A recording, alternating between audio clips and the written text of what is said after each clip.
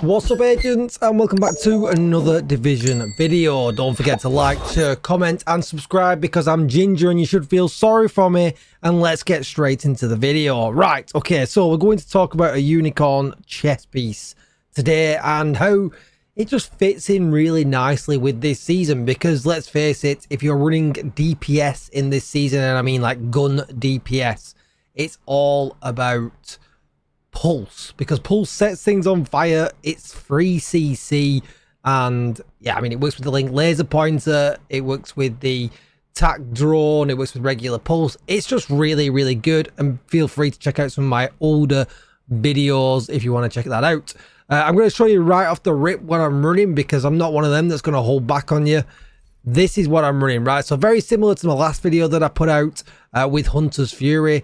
But we're running something that is super unicorn. It's a closer chess piece. Now, this thing is pretty hard to get. It's not the hardest thing to get because it has got a talent that is always the same. So it's not the hardest chess to get, but it is one of the harder ones to get because I wanted it crit chance and crit damage. Then I can put a red core attribute on it.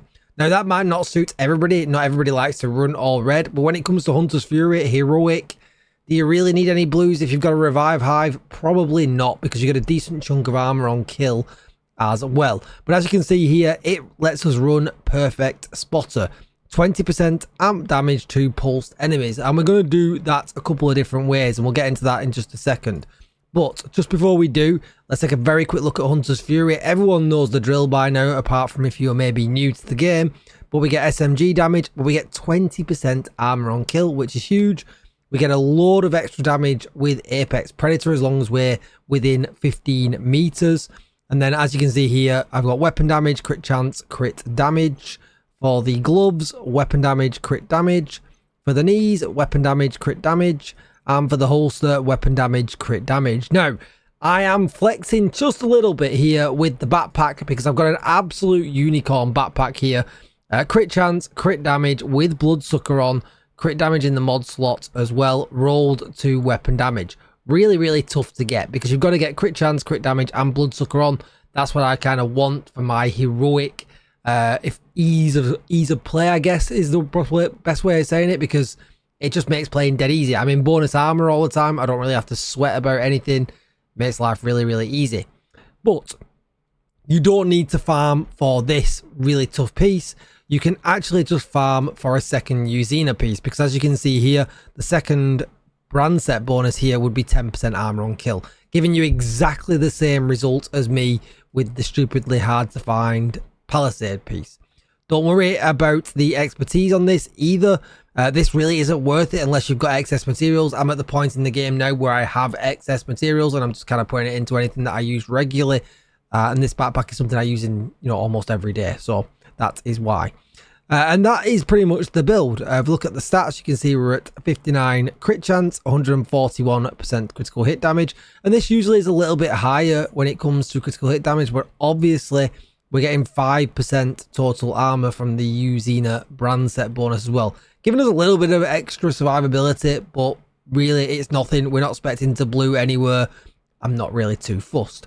So we're going to spec into Pulse in a couple of ways. We're going to run the Pulse skill itself. Now, usually we'd like to run the tac drone. It's significantly better at proccing the seasonal modifiers, but we're not going to do that because we're going to run the linked laser pointer, because that also triggers the seasonal modifiers, and it fits nicely on the Dark Winter, which is just one of the best SMGs in the game. We've got crit chance and crit chance on here with the very cool gems skin. It's very nice looking. And then I've got Lexington just as a backup with Killer on as well. Now, there is some argument here for different guns, depending on if you're running solo or in a group. You could run a non-named variant of this SMG, and you could run Flatline, letting you basically get 20% amp damage at all times. So if you're more of a group player, that might be a better option rather than running the Dark Winter. And that's basically what we're going to do, and therefore we have to run the launcher here as our specialization so that we get the linked laser pointer, which means unfortunately we can't run gunner, which means we miss out on 10% armor on kill and the rate of fire increase on on a kill as well, which is a little bit of a bummer, but I do want to have 2 ways of pulsing just to kind of make sure that we have always got spotter on, otherwise we're dropping damage, and not having a backpack talent that does damage means that, you know, we definitely want to make sure our chest one is up all the time. And our cooldown here is 17 seconds, right? So there's always going to be 5 seconds there where enemies are not pulsed, and if they spawn in between, etc, etc, etc. Right, so let's go over to Lincoln Memorial, give this a very quick run. I don't want this video to be too long. I mean, I've got to give you all the juicy info already anyway, so, you know, feel free to drop that sub on the channel. And let's go.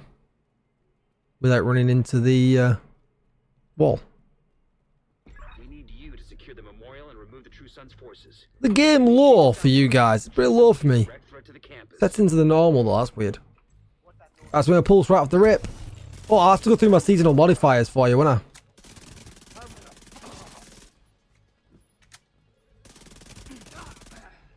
I actually changed to the headshot one for the tactical supremacy, because I feel like, well, I don't feel like, it's actually uncapped. So if you get a big enough headshot streak, you can absolutely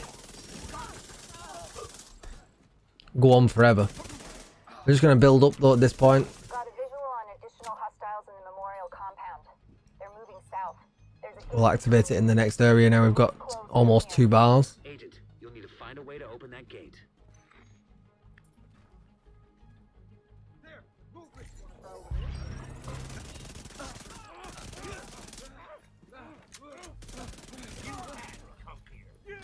He says not getting any headshots. I've got one behind me, but I'm just going to try and ignore him for a minute. Ow. Vital signs critical. He would be a shotgunner, wouldn't he?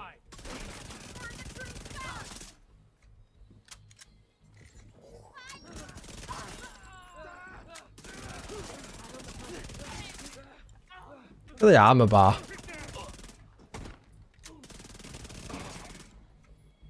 Headshot, headshot, headshot.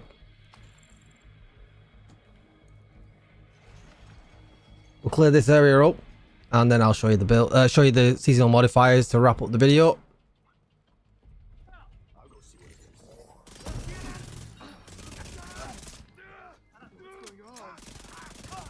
So it's actually pretty hard to get headshots sometimes when they're on fire. So much CC in this build because of Hunter's Fury as well.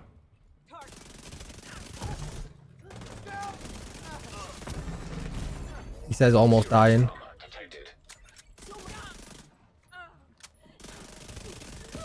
Look at that rate of fire then, that was wild. Holy moly. 1,000 crits? Holy smokes, this build is good. No, that can't be all of them. Check the interior while Oof. Right, seasonal modifiers. Obviously change it up to however you want, but when with tactical supremacy, granted bonuses, all passive modifiers are increased by 100%. Headshot kills add 2 seconds to it, so we can extend it. But it's currently uncapped, even though it says that it only goes to 25 seconds, because if you've got yourself a determined build on, you'll know all about that already. We then ran the Reaper scan, so enemies scanned with the pulse have 25% to receive a blacklist mark. Blacklisted enemies give us bonus momentum. Then we've got the microwave coils on, up to 4 enemies affected by pulse. Now the burn, giving us 5% bonus momentum. So again, that's why we've got 2 types of pulse on.